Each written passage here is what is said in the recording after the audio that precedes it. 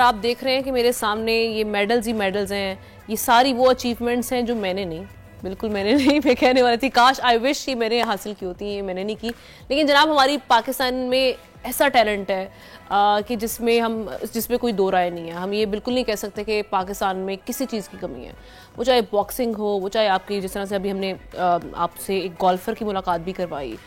Cricket आजकल थोड़ी माड़ी चल रही है, ऐसे हालात चल रहे हैं। लेकिन चलें, हम बॉक्सिंग की बात कर रहे थे। Pakistani boxing team Asian boxing championship में शिरकत के लिए रवाना हो रही है और कोई ढकी छुपी बात नहीं है कि पाकिस्तान में ऐसे बॉक्सर मौजूद हैं, जैसे मैं बात भी कर रही थी, जो पूरी दुनिया में पाकिस्तान के लिए बहुत अच्छा मुकाम हासिल कर सकते हैं। तो उन्हीं में से आज हमारे साथ दो ऐसे बॉक्सर मौजूद हैं, दो ऐसे नायाब गौहर मौजूद हैं जिनसे हम आपकी मुलाकात करवाने जा रहे हैं, आगा कलीम और राबिया। तो इनके साथ डिस्कशन का आगाज़ करते हैं, किस तरह से इन्होंने पाकिस्तान का नाम रोशन किया, अब तक क्या अचीवमेंट्स रह चुकी हैं और ये इतने मेडल्स कैसे हासिल कर लिए। Let's start the discussion. Agha अस्सलाम वालेकुम। बिल्कुल ठीक ठाक। अच्छा आगा, सबसे पहले तो यही जानना चाहूँगी, बॉक्सिंग का शौक तो ऑब्वियसली ये सवाल तो हर एक के लिए होता है, कैसे पैदा हो गया बॉक्सिंग का? ये बचपन से मार कुटाइयों का शौक? वो तो ज़ाहिर सी बात है, स्कूल वक्त में जब स्कूल टाइम में हम लड़ते रहते थे तो उस टाइम थोड़ा शौक था ना ये लड़ने का। तो उसके बाद फिर मैंने एक एकेडमी देखी हमारे घर के पास से, कराटे की ना, तो मैं उस वहाँ गया। जब मैं वहाँ गया 4-5 मतलब 5 दिन 6 दिन। बेसिकली कहाँ से हैं? बेसिकली मैं जो है ना पश्चिम कोयटा से हूँ। अच्छा। बलूचिस्तान से हूँ। वहाँ पे तो बॉक्सिंग का वाकई ट्रेंड बहुत ज्यादा। तो मतलब वहाँ पर अक्सर जो हमारे अक्सर जो ना माइंड ये होता है कि मतलब आप यहाँ आओ काम के लिए हो, तो अक्सर हमारा माइंड ये होता है जितने हमारे रिलेटिव्स हैं वो सारे काम के लिए आते हैं। तो जब मैंने एक एकेडमी देखी, मैं वहाँ गया, जब मैं वहाँ गया 4-5 दिन ना, तो मुझे वो गेम पसंद आया कि यार ये लोग मार धूल कर रहे हैं, अच्छे स्कूल से अच्छा गेम बना यहाँ करे। अच्छा मुझे यकीन करे, मैंने एक बच्चे को पंच मारा था स्कूल में यहाँ पे, उसके 8 टांके आ गए थे, तो मुझे स्कूल से जो है ना वहाँ से निकाल दिया था। तो उसके बाद जो है मैंने ये क्लब देखा, यहाँ पर जो है ना अच्छी खासी ट्रेनिंग होती है, यहाँ बच्चों को मारो भी, यहाँ नुकसान भी नहीं होता, ग्लव्स पहन के मारना पड़ता है। तो जब मैंने वहाँ 4-5 दिन ट्रेनिंग की तो सर ने कहा फाइट करोगे? मैंने कहा ज़ाहिर सी बात है, आप कह रहे हो फाइट करोगे तो अच्छी, कौन फाइट नहीं करेगा। जब मैंने पहली फाइट की, वो पहली फाइट में हार गया, पहली फाइट ही मेरी।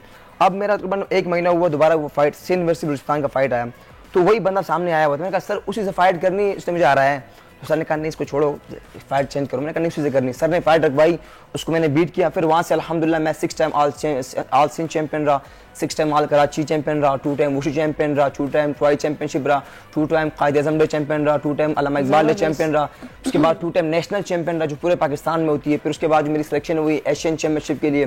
फिर मैं काज़ाकिस्तान गया अल्हम्दुलिल्लाह, वहाँ मैंने 20 सेकंड में सबसे फास्टेस्ट नॉकआउट मारा काज़ाकिस्तान में। फिर मेरी सिलेक्शन हुई वर्ल्ड चैंपियनशिप के लिए। जब एशियन के बाद वर्ल्ड चैंपियनशिप आता है तो उसमें 40+ कंट्रीज आई हुई थी अल्हम्दुलिल्लाह, वहाँ मैंने उसको बीट किया। इंडोनेशिया था जो मेरी पहली फाइट थी, उसको मैंने नॉकआउट किया। वर्ल्ड चैंपियनशिप अल्हम्दुलिल्लाह विन की 2023 की।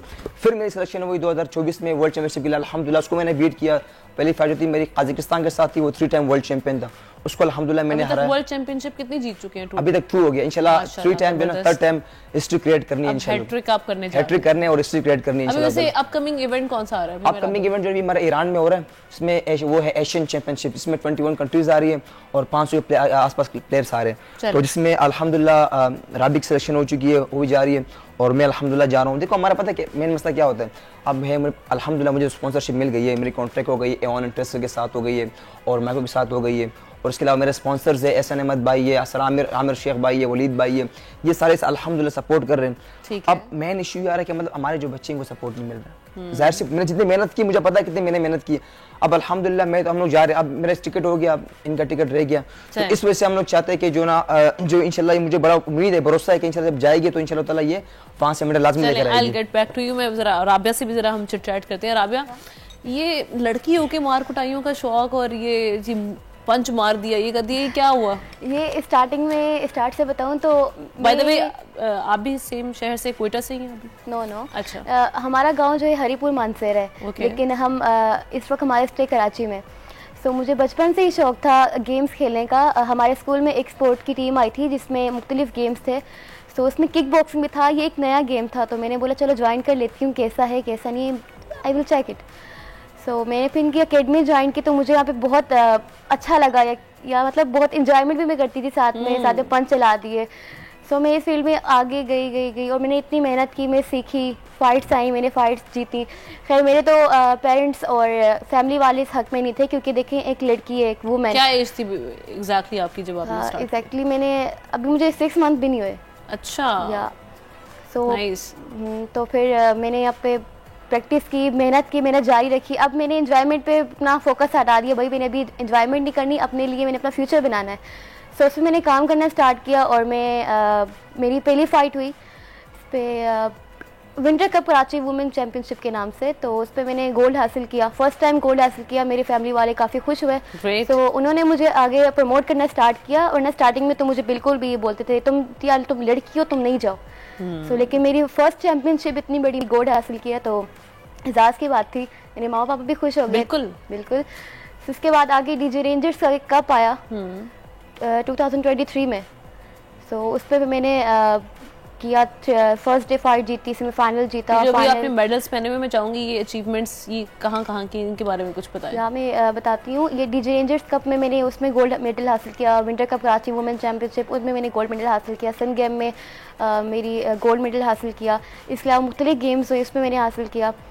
And Karachi women boxing championship भी हुई थी। बॉक्सिंग में, किक बॉक्सिंग में, दोनों में मैं हूँ। लेकिन अभी जो है किक बॉक्सिंग की तरफ थोड़ा मैंने अपना ध्यान दिया, क्योंकि किक बॉक्सिंग अब मुझे ज़्यादा किक बॉक्सिंग में इंटरेस्ट होगी, नॉट बॉक्सिंग। फैमिली की तरफ से आप फुली सपोर्ट कर रहे हैं? आपको फुली सपोर्ट कर रहे हैं। लेकिन मेरे जो पेरेंट्स थे, मेरे माँ पापा, वो इस हक में नहीं थे। मेरे दादा अब्बू ने मेरे को सपोर्ट किया।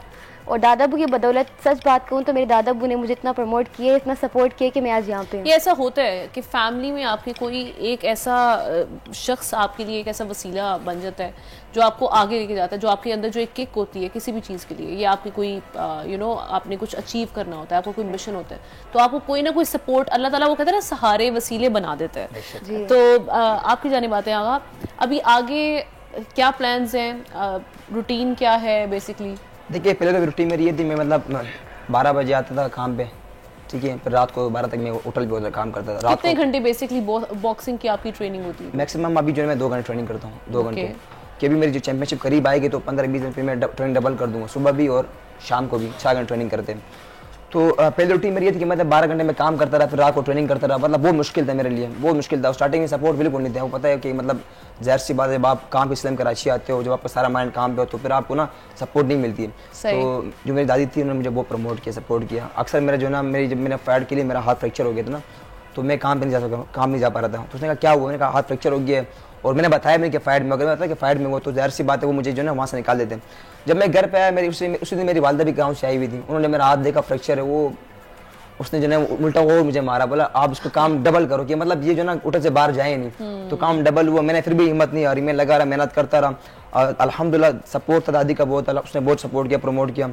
और उसके बाद जब मेरी पहली चैंपियनशिप आई, ज़ाहिर सी बात हम कजाकिस्तान जा रहे थे। अब अच्छा मेरे जहन में ये था कि मतलब ये भी जब आपकी सिलेक्शन होती है ना, तो आप सब कुछ गवर्नमेंट करती है या मतलब कोई आम बंदा करता है ना।